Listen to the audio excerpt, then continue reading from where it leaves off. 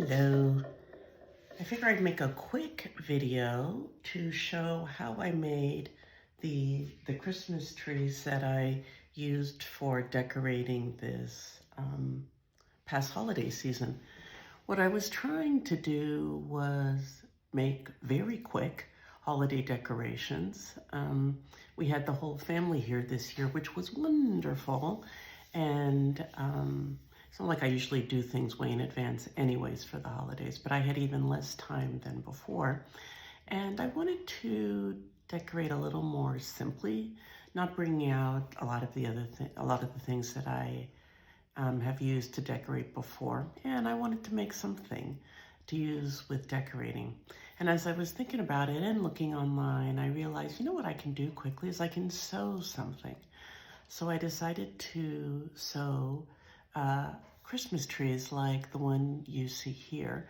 And I've posted about on my Instagram, I think it was last week, well, sometime recently.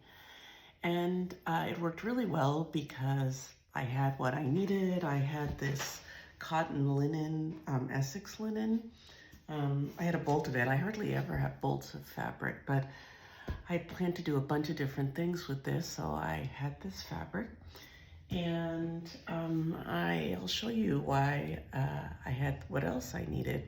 With only needing to get a couple other things, actually 3 other things, and only buy 1 other thing when I decided to make these trees.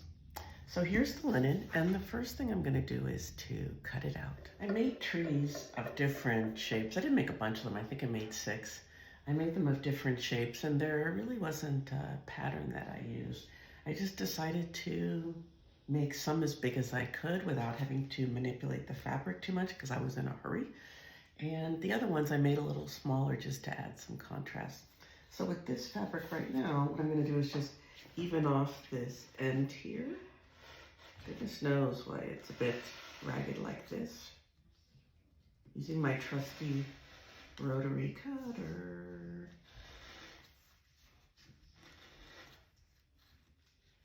I'm gonna cut my finger if I keep doing it this way. I think I can get it pretty straight. There we go. I'll just go like that. I'll show you why it doesn't really matter that it's terribly straight unless you want a terribly straight Christmas tree. The next thing I'm going to do is, I have this ruler. I might use this on this side to make that side maybe a little straighter. That's going to be an interesting shape.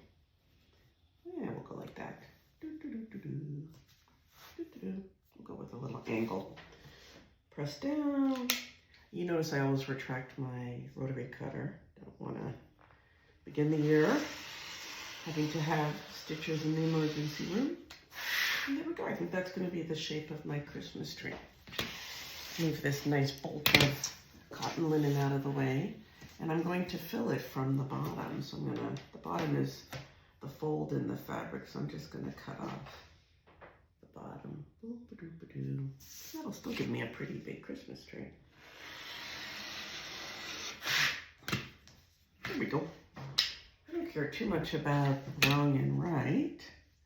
So I think both sides look okay for the Christmas tree. So all I'm gonna do now is begin sewing. I'm gonna sew my tree together.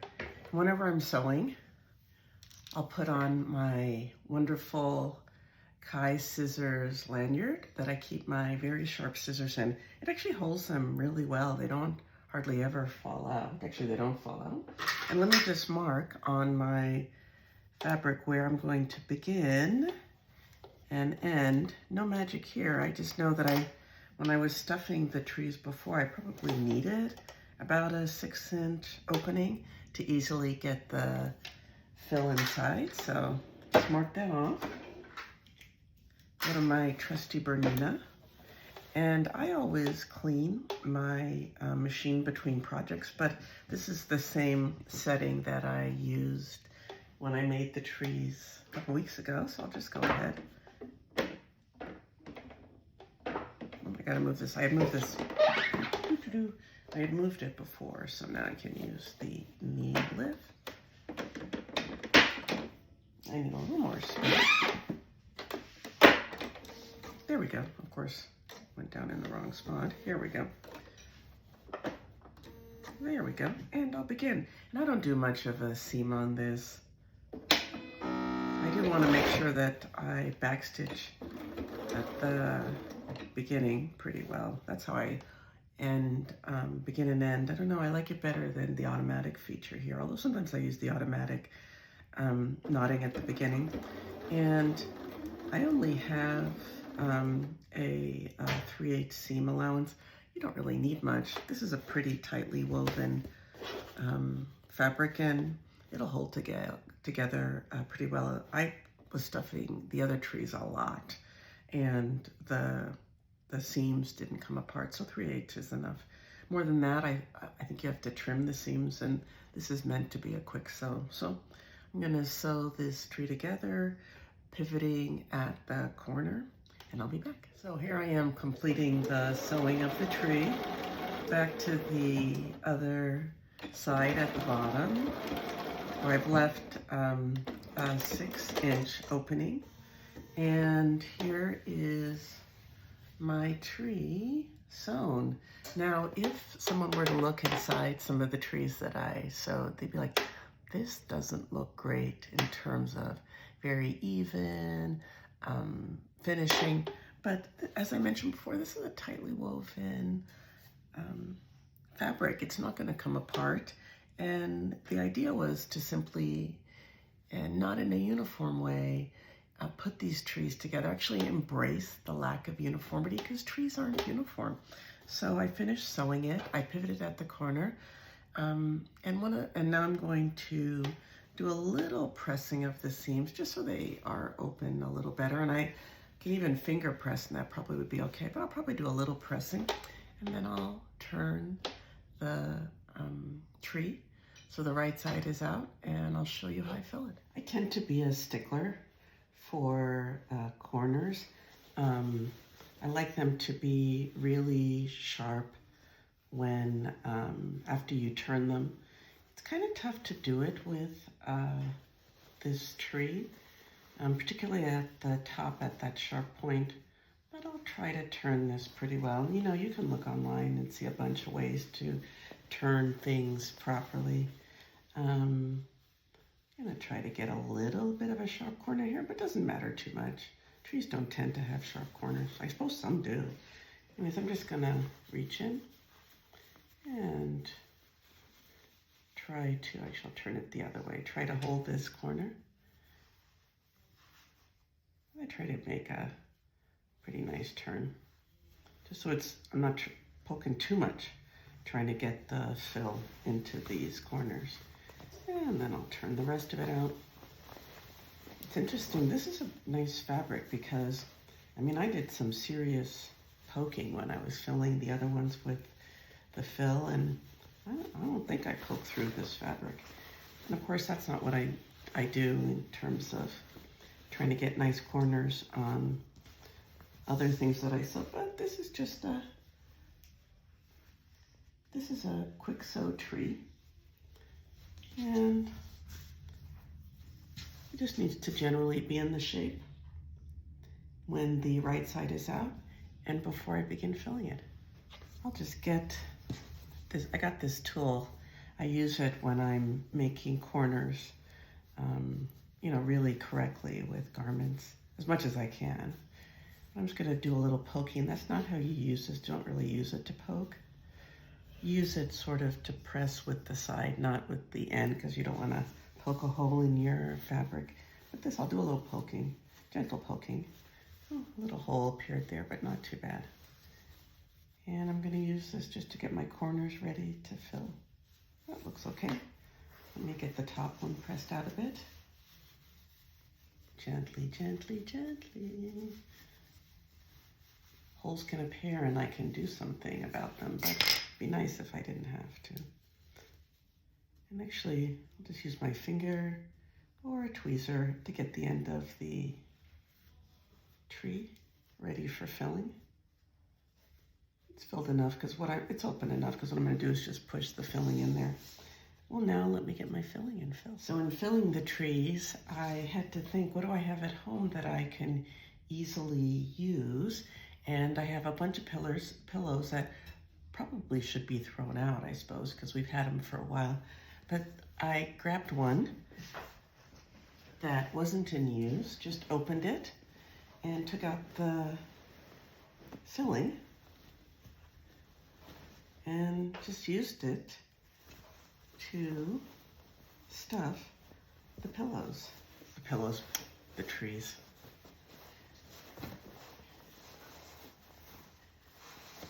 Using my hands at first, and it's nice, you can see the 6-inch opening that I left works well.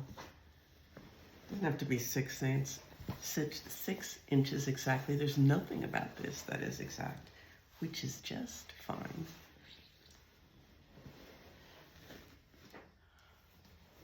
So just go ahead and keep filling this tree.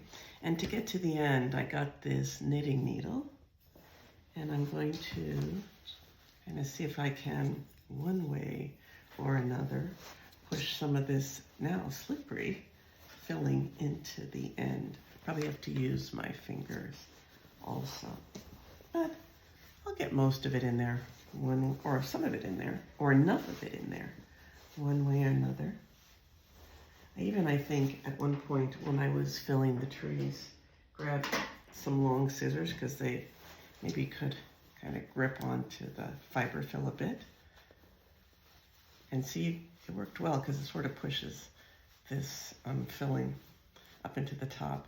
The top, you would say, if you were making a point for a collar, you would say, that is not a very nice looking collar.